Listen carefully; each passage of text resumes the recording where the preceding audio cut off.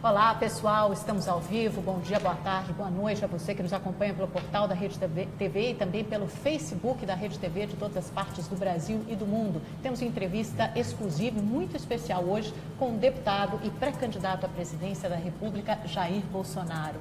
Boa noite, seja muito bem-vindo. Olá, deputado. Obrigado pela oportunidade. Boa noite, deputada. Aqui ao meu lado, o jornalista, repórter Mauro Talhaferri. Também é um prazer estar aqui com você, Mauro. Obrigado, Amanda. Legal estar com todo mundo que nos acompanha pelas redes sociais da Rede TV. E, claro, como a gente está em rede social, a sua participação é super fundamental. Você pode mandar seu comentário, sua pergunta, tanto no portal da Rede TV, redetv.com.br, na nossa página no Facebook, eu estou lendo aqui, e também nas nossas redes sociais. O meu Twitter está aberto, @Emitaglia, que se escreve. O seu, Amanda? O meu é @Amanda Klein. Pode enviar perguntas para a gente, questões, dúvidas, vamos tentar responder a todas. Temos mais ou menos uma meia hora de bate-papo, de entrevista aqui com o deputado Jair Bolsonaro, então não se acanhe, porque ele está aqui para responder a todas as perguntas e dúvidas dos internautas, não é isso, deputado? Eu espero poder responder a todas, né, e continuar essa minha caminhada para tentar mudar o futuro do nosso Brasil.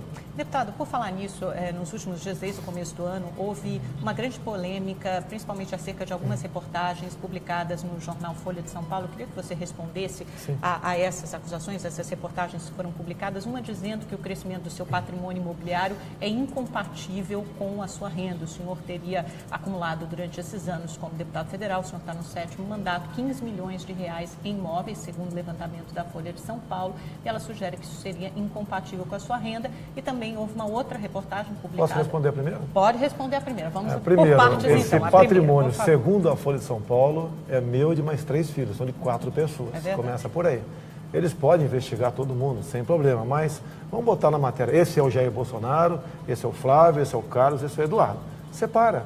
E não junta tudo e dá a entender que eu sou o dono de um patrimônio de 15 milhões e daí sim seria incompatível com a minha renda de parlamentar. Desses 3 imóveis, quantos são propriedade do senhor? Olha só, eu tenho 5 imóveis, ok? Um, inclusive, que a própria Folha diz que é uma mansão na Vila Histórica de Mambucaba, Angra dos Reis. Eu acabei de fazer um vídeo, mostrei para todo mundo. Era um vilarejo pobre, paupérrimo, né? Mas que eu tenho o prazer de estar lá. Me sinto muito bem, às vezes que ia lá. Desde quando aconteceu um problema comigo, onde me acusaram indevidamente de criminoso ambiental, e eu fui julgado pelo Supremo Tribunal Federal, e o processo foi arquivado, mas desde essa época eu não fui mais lá, a não ser rápidas passagens para acertar ali alguma coisa, o IPTU, é a comida dos 2 cachorros que tem lá, nada mais além disso aí. Então essa acusação, inclusive eu já fui submetido ao crivo do próprio Ministério Público, e no final, no parecer final, o senhor Rodrigo Janot escreveu embaixo que aqueles 2 imóveis meus na Barra da Tijuca, que foi motivo de contestação, eles eram compatíveis, o preço pago, com minha renda. E não existia ali qualquer indício de lavagem de dinheiro ou irregularidade. Assinado Rodrigo Janot. Ponto final, não tem que falar mais nada. O que eles querem que eu faça? O que eles querem que eu faça? Porque você foi vítima, de denúncia anônima. E o Ministério Público, mesmo denúncia anônima, eles investigam. Isso foi feito. Rodrigo Janot me questionou, eu respondi, eles analisaram a minha resposta, a metragem, a localização, a falta de habite-se, a situação física do imóvel, e acharam que era compatível assinar embaixo. O que a Folha de São Paulo quer fazer agora? Quer estar além do Ministério Público? Qual o objetivo? Me desgastar? Lógico que eu sou uma pessoa que estou na vitrine e tenho que ser investigado, sim. Mas vamos investigar com responsabilidade. E não dessa forma histriônica como a Folha vem fazendo. Eu poderia adiantar até a outra acusação, talvez a última da Folha, que eu teria uma funcionária fantasma que vende açaí em Angra dos Reis. Isso é hilariante. Paga com verba do seu gabinete, né? Com se a funcionária é verba do meu gabinete. O salário dela, o piso é mais ou menos R$ 1.300. E eles tiraram a fotografia da lojinha de uma porta só, numa vila paupérrima, né? Vila Histórica de Mambucaba, da Casa do Açaí. E aquele endereço eu busquei, né? Eu pedi lá para o pessoal de Mambucaba, me deram, e disponibilizando na internet, aquela casinha de açaí é da irmã da minha funcionária. Agora, onde é que a Folha de São Paulo se precipitou, né? Se tivesse um pouquinho mais de paciência, né? Vocês não fariam a matéria. E açaí está escrito Val, açaí da Val. E Val é o nome da minha funcionária, Valderice, e não o nome da irmã dela. Por que Val? Val é uma líder comunitária. Ela, inclusive, jogava futebol feminino, uma pessoa muito conhecida lá, e a irmã botou esse nome de fantasia. Mas qual é a função dela no seu gabinete? Igual então? outros 10 mil funcionários comissionados que temos em Brasília. Que o nosso pessoal tem que estar empregado, né, o meu, ou no DF, morando no DF, ou no estado do Rio de Janeiro. Eu não posso ser um funcionário no Ceará, por exemplo. Mas ela fica em Mambucaba? Ela fica nessa ela sua mora casa em ela mora. Não, de vez em quando ela vai na minha casa, até porque o marido dela, entre outras pessoas, né, vizinhança, amizade muito grande ali, troca a água do cachorro, o portão está sempre encostado, aberto, nada mais além disso. Nada mais além disso. Agora, queria dizer... Só para esclarecer, deputado, ela como funcionária do seu gabinete, ela não deveria trabalhar em Brasília? Existe essa obrigação? Não. A obrigação é ela residir no Estado. Tá? Eu tenho funcionários de Resende também. E todos os parlamentares têm no DF e no seu Estado. Onde mas que tipo de função ela exerce? Função é conversar com o vereador, levar problemas, solucionar conflitos, me manter informado do que acontece, mas você pode ver. Não, peraí. Você viu o salário dela? Te disse, R$ 1.300. É um lugar humilde. É uma pessoa humilde que trabalha lá. Ela não fica 24 horas ou 8 horas por dia trabalhando. Ninguém fica isso aí. Ela fica ali. O serviço dela muitas vezes é na rua. Como eu falei, é líder comunitária, é na rua. É conversando com o povo. Esse é o trabalho dela. Tem muita folga? Tem muita folga, sim. Como está em folgas agora. Esse mês de janeiro não tem missão. Está em férias, mas prorroga um pouquinho as férias, uma folga que a gente dá, que o meu chefe acabei de dar para elas, nada mais além disso aí. De qualquer forma, deputado, ela, como todos os outros funcionários da Câmara, são pagos com dinheiro público. Cobranças e as pessoas quererem saber o que esses funcionários fazem, deve ser encarado de uma forma normal e republicana e não exatamente como uma perseguição. E a entrevista que o senhor deu à Folha... dá a entender que o senhor encarou isso como está sendo perseguido. Não, estão me perseguindo. O senhor não encara isso como uma cobrança normal e republicana? Não. Em nenhum momento, eu fiquei 1 hora e pouco conversando com eles. Inclusive, adentrou o que eles chamavam de mansão. Agora já acabou esse mito. Não é mais mansão. Adentraram a residência minha lá na Vila Histórica de Mambucaba. Em nenhum momento, eles falaram, que eu tenho filmado a entrevista toda, falaram que ela vendia açaí. Foram falar depois, quando acabou, estou satisfeito, foram embora. Depois botaram essa manchete, logo algumas horas depois, dizendo que funcionária fantasma vende açaí em Angra dos Reis. Não deixa de ser em Angra, é verdade, mas é um distrito 50 quilômetros distante de Angra dos Reis. Um movimento paupérrimo. Qualquer um pode buscar no Google como é esse local. E eu tenho essa casa, ela tem um pouco mais de uns 25 anos, mais ou menos. Tá?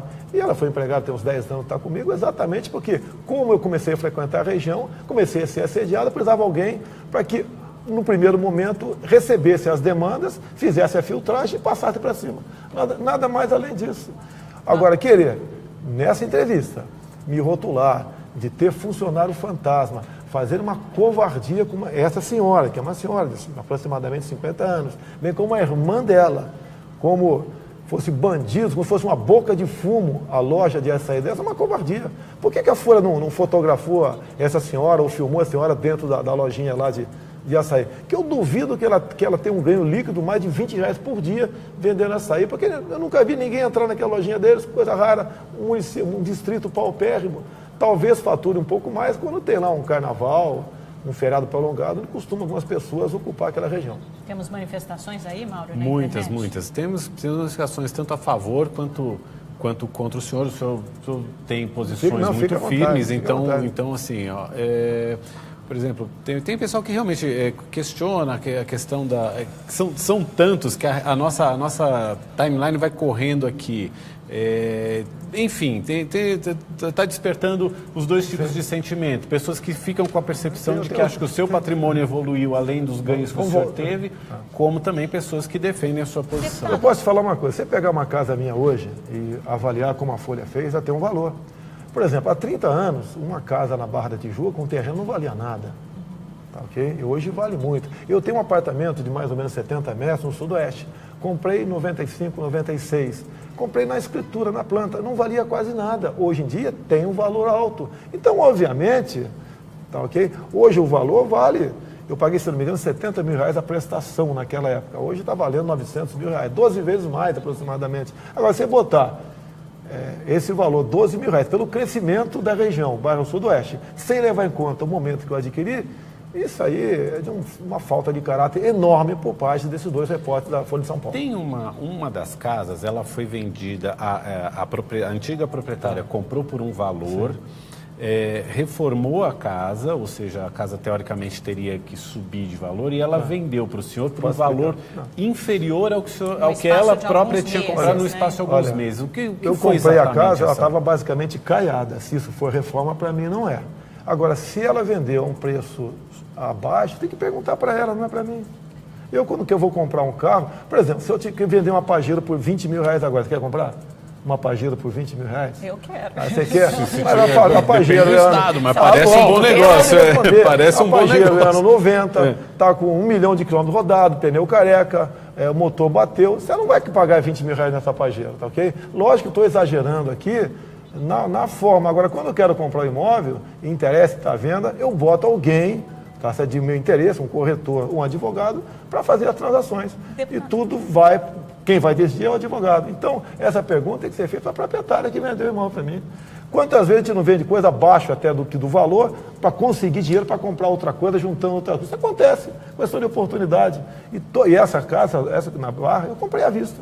E eu sempre procuro, quando comprar alguma coisa, se possível, pagar à vista, porque o preço você cai. É assim. Agora, Folha de São Paulo, entrevista proprietária, não eu.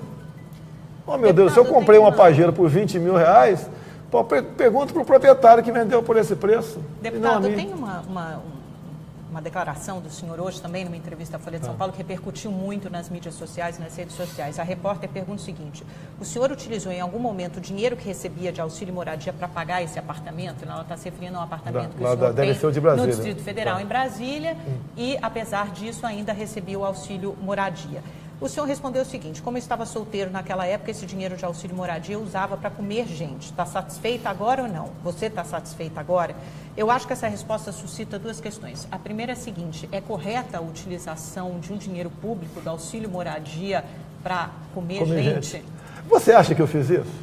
Não, você leva seu pé da letra uma resposta. Por que a Folha de São Paulo, já que filmou... O senhor respondeu de cabeça quente? Já que a Folha de São Paulo filmou, bote 10 segundos antes, 10 segundos depois, isso que está aí. E todo mundo vai entender o que aconteceu.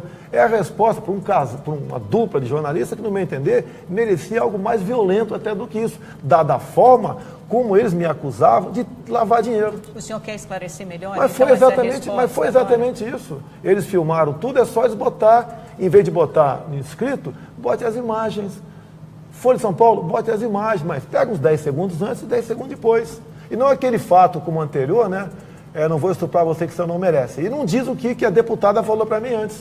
Ele está na mesma situação agora. De qualquer forma, para o senhor que é candidato ao mais alto cargo da República, não é uma forma... O senhor acha que é a melhor forma de se expressar? Depois que aconteceu, é fácil você me questionar dessa questão. Por isso. Sou um ser humano, igual a outro qualquer. Eu não admito ser acusado de lavador de dinheiro, de corrupto, não admito. Insistiu na pergunta, aí eu caí na armadilha. Respondi sim, mas por favor, Folha de São Paulo, tá? Bote as imagens, antes e depois. O senhor é candidato a presidente da República, o mais alto cargo do Mas qual o problema? Do Executivo. Aqui tem carne, se você me apertar com o alicate aqui, eu vou gritar, eu sou ser humano. O senhor tem uma longa campanha pela frente. O senhor se arrependeu com todas, dessa resposta? Olha, com cabeça fria, eu não falaria, isso é muito simples. Com cabeça fria, não responderia deputado daquela maneira também. Pronto. O senhor costuma ficar muito de cabeça quente? O senhor acha que está preparado para uma campanha que certamente será longa, repleta de acusações? O senhor pretende moderar o discurso? A gente vai se preparando. Muita coisa eu já melhorei, sou ser humano, a gente consegue, obviamente, evoluir. Mas de vez em quando tem uma recaída. Paciência, né? O que eu vejo aqui? A própria Folha respondeu, né? Espero que ele bote no ar. Não escrevendo ali, bota as imagens, não pergunta e resposta, como eles fizeram a degravação. Bote as imagens, eles filmaram tudo isso aí. Para realmente mostrar o que foi a entrevista como um todo, a forma como eles conduziram. E eu errei ao entrar na pilha deles nessa resposta. O senhor também chega a dizer que num governo do senhor, A Folha não teria as verbas que ela teve em governos anteriores. A minha pergunta é, como é que o presidente Jair Bolsonaro reagirá quando confrontado pela imprensa? E o senhor pode ver, por exemplo, que tem se passado com o governo Temer, que tem sofrido crítica atrás de crítica. Num papel que costuma ser o papel natural da imprensa, que é de apontar erros e tentar corrigir caminhos. Existe algo conhecido como mídia técnica. De acordo com os ouvintes, o Ibope, né, tecnicamente o governo inverte proporcionalmente. As televisões mesmo reclamam, por exemplo, que a Rede Globo ganha em torno de 80%. Eu já falei, no que depender de mim, nós vamos usar a mídia técnica. A Folha de São Paulo recebeu em torno de 200 milhões de reais do governo do PT. Isso sim é dinheiro jogado fora e de forma desproporcional. Vai ter parcimônia nessa questão. A Folha, bem como qualquer outro órgão de imprensa, não vai receber absurdos, não vai ser privilegiado para se comportar como partido político governista. Mas quem tiver uma postura crítica em relação ao seu sem problema nenhum. Vai perder crítica verdadeira, sem problema nenhum. Não vai perder verba de publicidade. Não, agora, você pode ver, você está acabando de dizer, com todo respeito a você, que é o seguinte, que grande parte da mídia depende da propaganda oficial do governo. Então, a mídia que, porventura, não bajule o governo de plantão, tá, é penalizada. Não pretendo fazer isso aí. Eu pretendo que, de acordo com a mídia técnica e de acordo com o disponível para essa rúbrica, seja distribuído dessa forma. Agora, mesmo assim, o montante que a Folha recebeu, eu acho que qualquer um pode entender que quase 200 milhões ao longo de 13 anos, isso aí dá mais de 1 milhão por mês. É muito dinheiro para um jornal, seja ele qual for. Deputado, eu estou recebendo aqui algumas perguntas por WhatsApp, eles estão me mandando algumas selecionadas aqui de internautas, fizeram pelo portal da Rede TV, pelo Facebook. O Thiago Swing, por exemplo, faz a seguinte questão: gostaria de saber se existe alguma proposta ou sinalização com relação à Petrobras quanto ao valor do combustível no Brasil. E eu acho que eu acrescentaria, quais são os seus planos, a sua visão da Petrobras? O senhor continuaria com essa política de flutuação dos preços, de acompanhamento do mercado internacional? Foi instituído agora no governo Temer, né, sob a gestão do Pedro Parente, era muito diferente no governo antigo do PT. O senhor pretende manter, fazer alguma mudança? Quais são os seus planos? O que acontece com a Petrobras? Realmente o preço do combustível é um absurdo. Você compra gasolina brasileira no Paraguai por metade do preço aqui no Brasil. Também reclamam do preço do gás, né? Os impostos são muito altos no Brasil, tá? Por exemplo, não é muito fácil falar, vamos diminuir os impostos, mas eu já posso falar isso, que eu conversei com a pessoa que entende de economia, eu perguntei para ele qual o impacto, qual o prejuízo, a Petrobras suporta isso ou não. Ele falou que sim, é o professor aí, Paulo Guedes. Não dá para continuar o país, através da vendagem desse combustível, cobrar tanto imposto à população, que realmente todo mundo sofre muito com isso. Mas o senhor defende segurar o preço do combustível? Não, não é segurar, é você diminuir os impostos. Você diminui os impostos, ok? Para o preço cair no final da linha. Você pode ver, o imposto lá no Rio de Janeiro, do teu telefone celular, ICMS é 35%. Eu não tenho como mexer no ICMS. Mas com as contas públicas em frangalhos, isso seria viável? Como é que o governo está lutando para aumentar a receita e pagar suas contas, aumentar a déficit receita primário de 159 bi. Vamos lá, ok?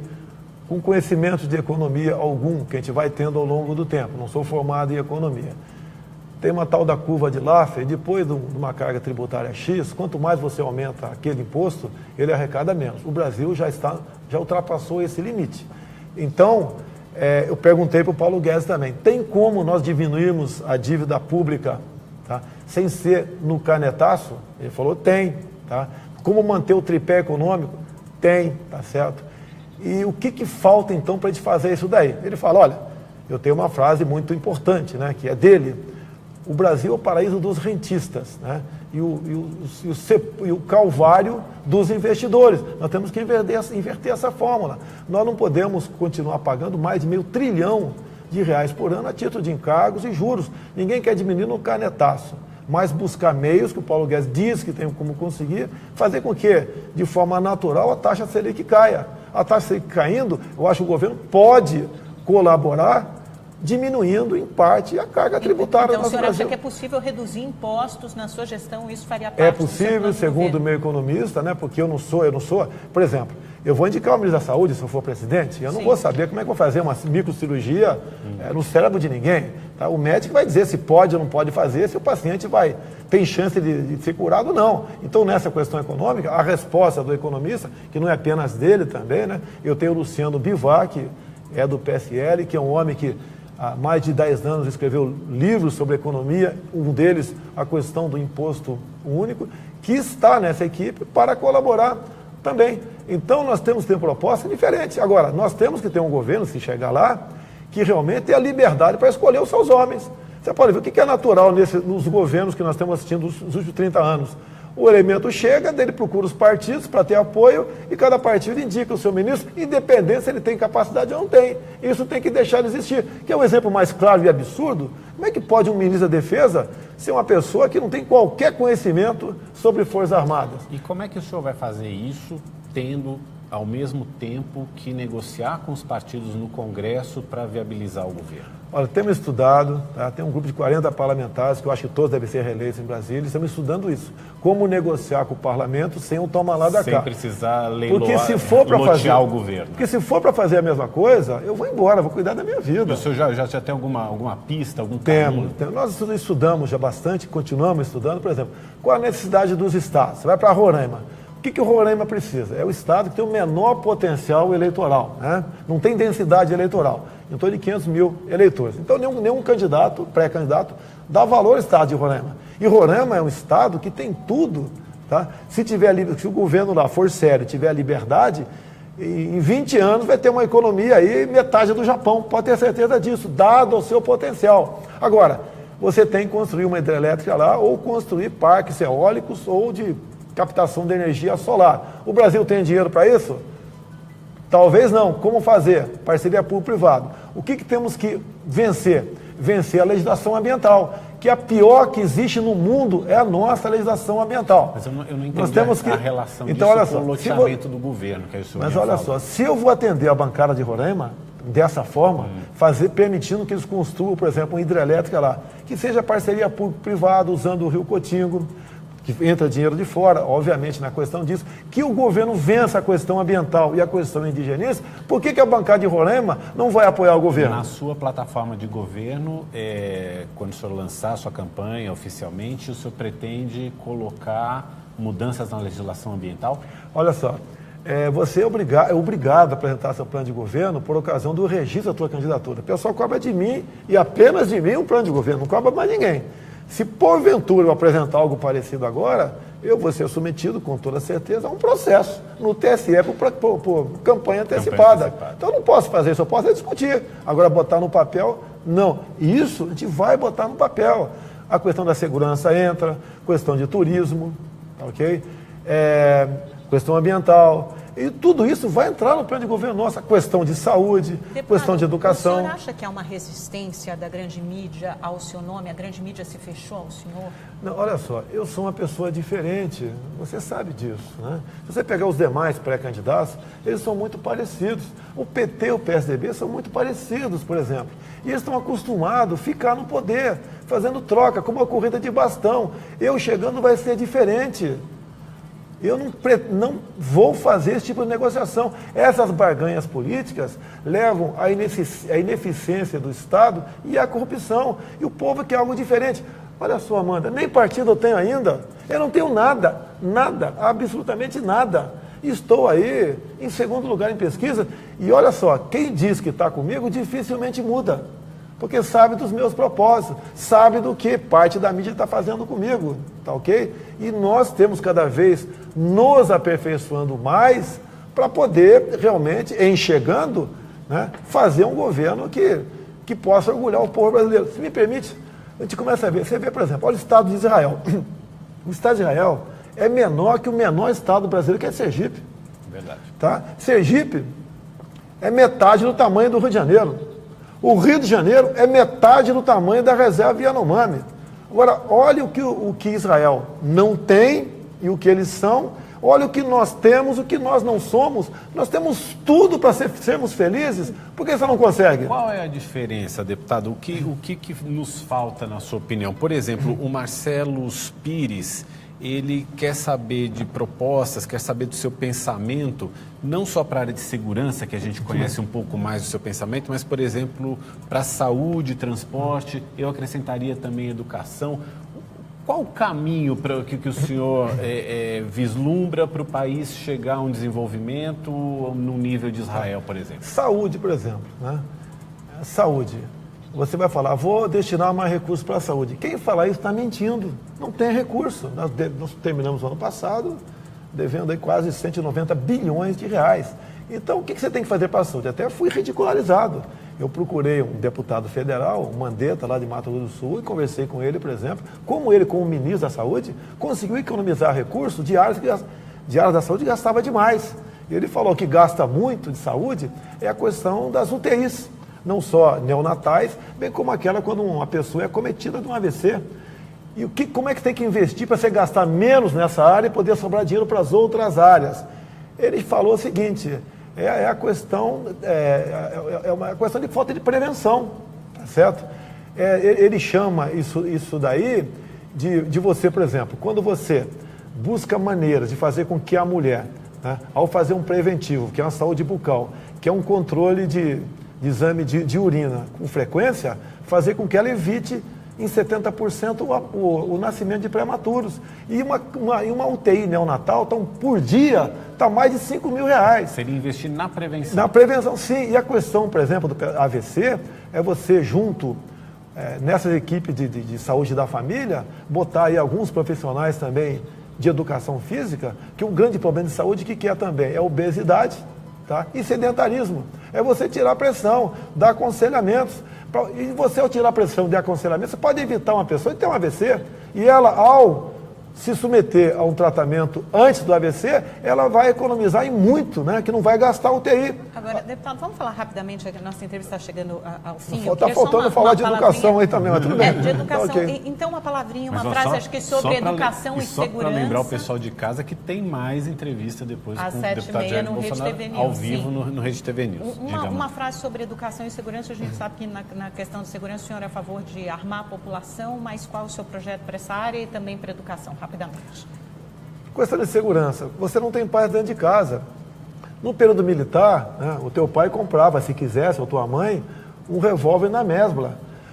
A política de desarmamento tirou do cidadão de bem a possibilidade de oferecer uma certa resistência, né? Hoje em dia o cidadão não exerce mais o poder de persuasão porque está desarmado e a bandidagem cresce assustadoramente. Então, no que depender de mim, eu quero dar o direito ao cidadão, caso ele queira comprar uma arma e ter dentro da sua casa no primeiro momento. Flexibilizar a questão do porte de arma num segundo momento. Essa que é a nossa pra política para a segurança. Também, você tem que acabar com a audiência de custódia. O que a gente aprende desde cedo, né? Você não tem que cumprir a lei? A audiência de custódia não é lei, é uma invencionice, né, do Conselho Nacional de Justiça. Você prende o elemento hoje, assaltando, atirando, trocando tiro com a polícia. Amanhã ele tem que ir para a audiência de custódia e 90% das vezes ele é posto em liberdade. O mesmo pegaram há poucos dias 2 jovens, né, 19, 18 anos, com 10 quilos de cocaína no aeroporto, não sei se foi São Paulo, Recife aqui, pegaram com 10 quilos de cocaína, no dia seguinte foram postos em liberdade por audiência de custódia. O nosso policial continua enxugando o gelo, tá? Você tem que evitar essas saidões, progressão de pena, já que você não pode botar prisão perpétua no Brasil.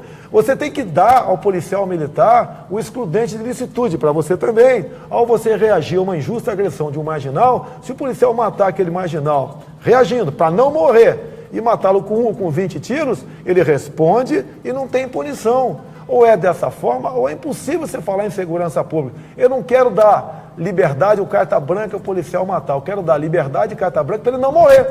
É apenas isso. Questão de educação.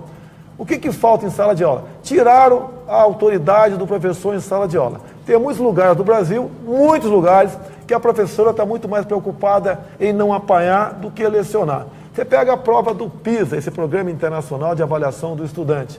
Nós estamos nos últimos lugares, entre 70 países. A molecada da 9ª série do ensino fundamental, com 15 anos de idade, não sabe, 70% não sabe fazer uma regra de 3. Por quê? Ele não pode ser cobrado. Vai um professor ou professor de escola pública pagar uma lição de casa na sexta-feira, o moleque entregar na segunda. 99% não entrega nada. O que você pode esperar dessa juventude? Nada. Ou você restabelece a possibilidade do professor exercer sua autoridade em sala de aula, bem como muda o currículo escolar, que fica incutindo na molecada agora ideologia de gênero a partir de 6 anos de idade. Isso é um crime.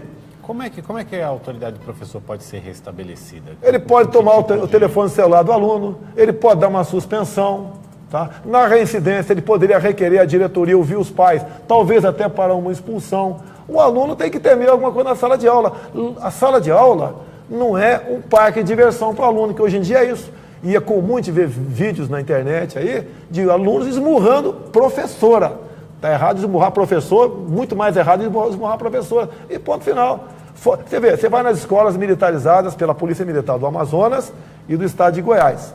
Tem ali o total umas 40 escolas militarizadas. A garotada está na frente, prova do Enem, são aprovados um percentual muito grande em relação às escolas públicas e até particulares, para universidades. Você acha que a qualidade do ensino pode ser melhorada pelo lado da disciplina do aluno? Tem que ter disciplina, tem que ter hierarquia, e os pais que colocam os filhos nessas escolas, a garotada ali toma banho, tá?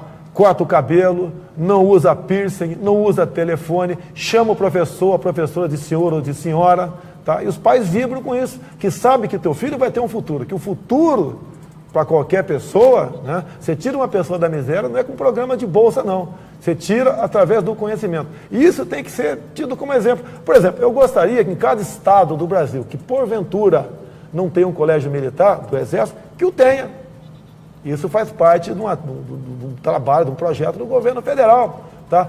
E num segundo momento, municípios com acima de 1 milhão de habitantes. A mesma coisa.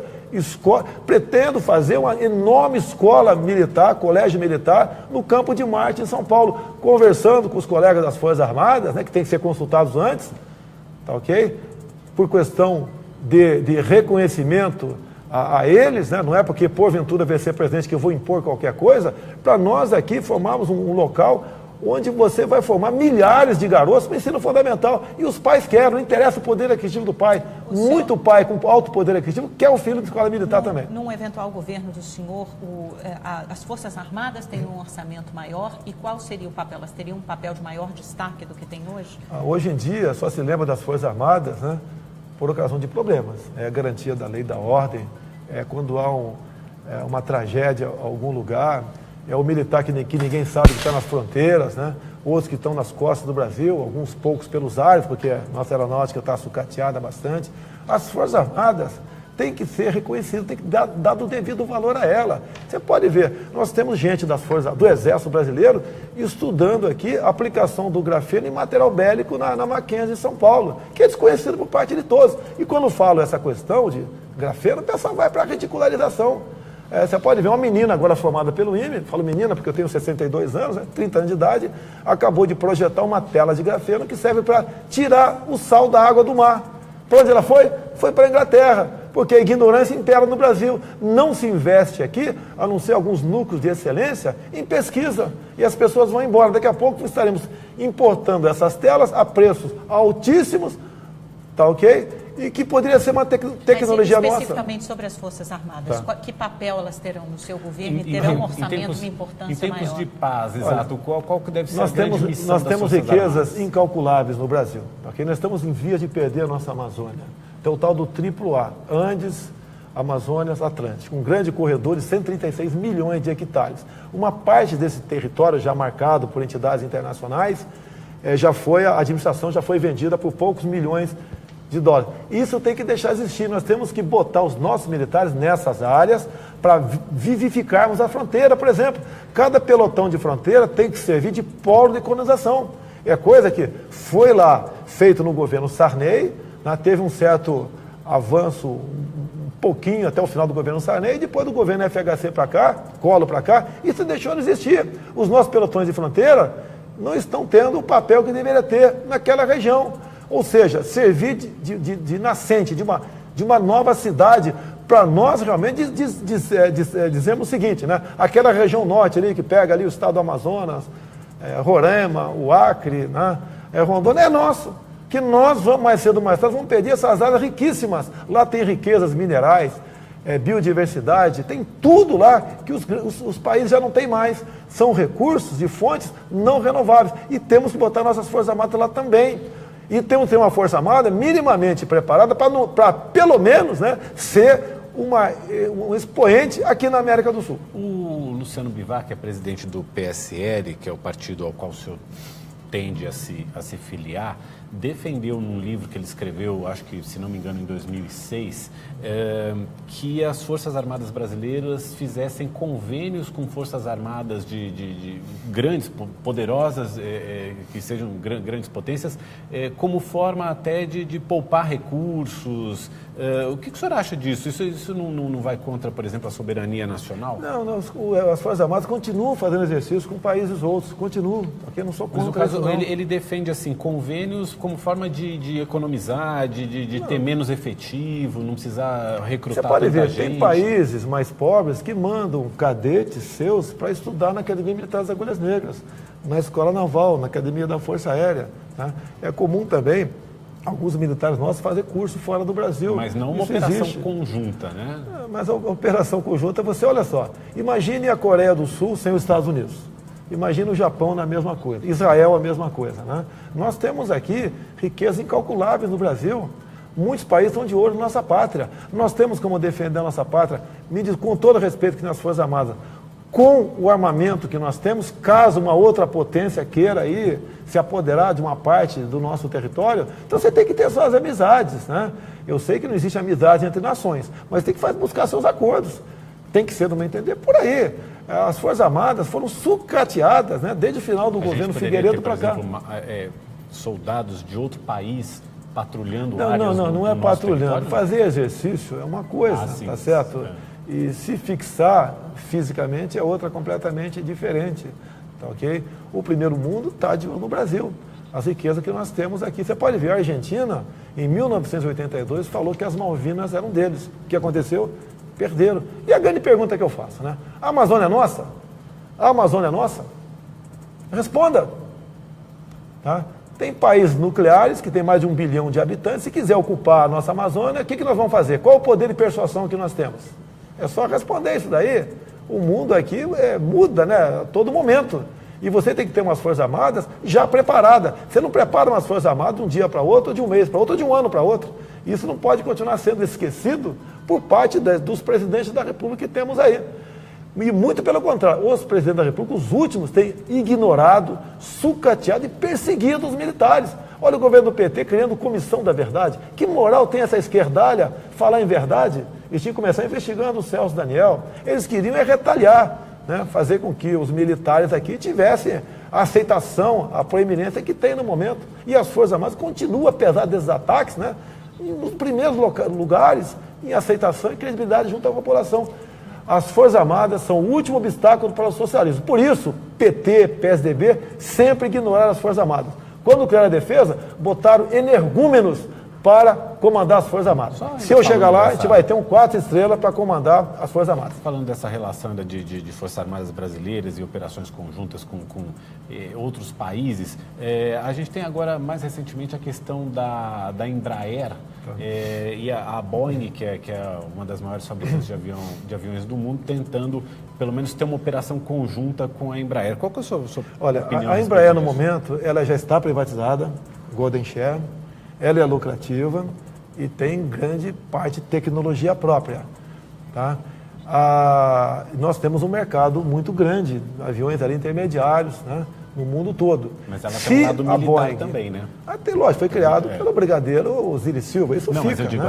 ela desenvolve aeronaves o KC, tem aeronave militar, sim, exclusivamente para militar, e vende também para outros países do mundo. Se a Boeing fizer um bom acordo, né, para eles e para nós, com a Embraer, bem-vindo. Você não pode se isolar do mundo, tá ok? Eu sei que a Boeing é outro tipo de avião, mais passageiros, né?